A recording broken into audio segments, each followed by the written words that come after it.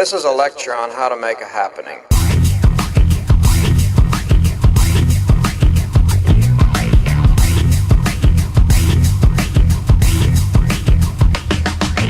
This is a lecture on how to make a happening. There are 11 rules of the game.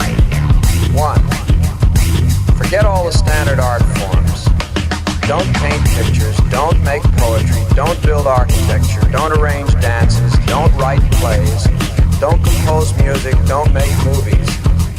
And above all, don't think you'll get a happening out of putting all these together. This idea is nothing more than what operas always did, and you see it today in the far-out types of discotheques with their flashing lights and film projections.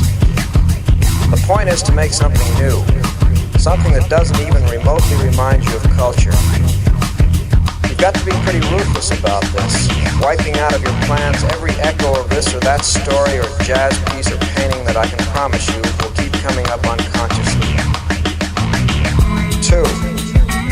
You can steer clear of art by mixing up your happening with life situations.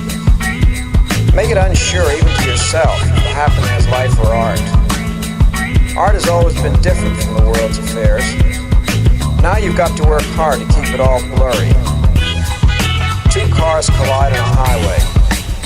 Violet liquid pours out of the broken radiator of one of them, and in the back seat of the other there is a huge load of dead chickens that is spilling out all over the ground. The cops check it out, plausible answers are given, tow trucks carry off the wrecks, costs are paid, and the drivers go home to dinner. 3. The situations for a happening should come from what you see in the real world, from real places and people, rather than from the head. If you stick to imagination too much, you'll end up with old art again, since art was always supposed to be made out of imagination. Take advantage of ready-made events. A factory fire, the fire truck screaming to it from all sides, the water, the police barricades, the red blinkers, a natural. Or after a storm at the shore, the debris washed up can be terrific. Or just take an afternoon off and watch women trying on dresses in a bargain basement. An awful lot can be done with images like these. If you get stuck for ideas, an exception to the slice of life idea is the greatest source book of our time, the yellow pages of the telephone directory. Break open the book at random, put your finger down on some point on the page, and you'll come up with private detective service, rug cleaning at home, cement blocks, airport limousine transport, judo lessons. You can get more out of these than out of all of Beethoven, Michelangelo, and Racine put together. 4. Break up your spaces. A single enactment space is what the theater traditionally uses. You can experiment by gradually widening the distances between your events. First to the number of points along a heavily trafficked avenue, then in several rooms and floors in an apartment house where some of the activities are out of touch with each other. Then on more than one street, then in different but nearby cities, finally all around the world. Some of this can take place traveling from one area to another, using public transportation and the mails. You don't have to be everywhere at once. You don't even have to be everywhere. The places you're in are as good as the places other participants are in. 5. Break up your time and let it be real time. Real time is found when things are going on in real places. It has nothing to do with the single time, the unified time of stage plays or music. It has even less to do with slowing down or speeding up action because you want to make something expressive or because you want it to work in a compositional way. Whatever happens should happen in its natural time. Suppose you consider how long it would take to buy a fishing pole in a department store just before Christmas, or how long it would take to lay the footings for a house. Well, if a group wanted to do both of them happen, one of them would have to wait until the other was done. Maybe if it rained, that'd decide which came first. Of course, 2 groups could arrange both actions at the same time if that was wanted. But it isn't really necessary, except when people coming from different places have to catch the same train.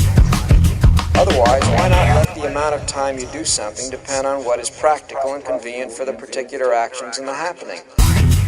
You can waste an awful lot of time trying to coordinate things.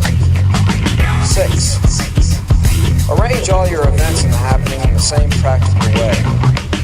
Not in an arty way. Avoid sonnet form, cubist multiple viewpoints, dynamic symmetry, golden section, 12-tone technique, beam and variation developments, logical or mathematical progressions, and so forth. If a chicken cackles, roosts, pecks, and lays eggs, take it for granted there's plenty of form there already. Nature can never appear formless because of the way the brain is made, so why worry? Just take things as they come and arrange them in whatever way is least artificial and easiest to do.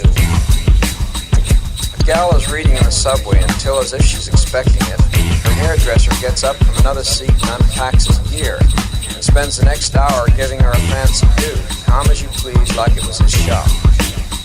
A lot of people, all covered with some sticky stuff, are lying perfectly still all across a big lawn.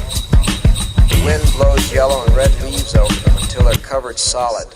A truck loaded with shredded newspaper comes and carts them off. 15 or more cars on the Long Island Expressway going along with their brights on like a funeral. Now and then streaming clouds of thin plastic film from their windows. They pull in the stuff quickly each time. Well, suppose these three situations made up your happening. The subway thing would be easier to do, say, at 4 a.m. when the trains are pretty empty. You can count on lots of leaves dropping off the trees in late October when it's still warm enough to lie on the ground.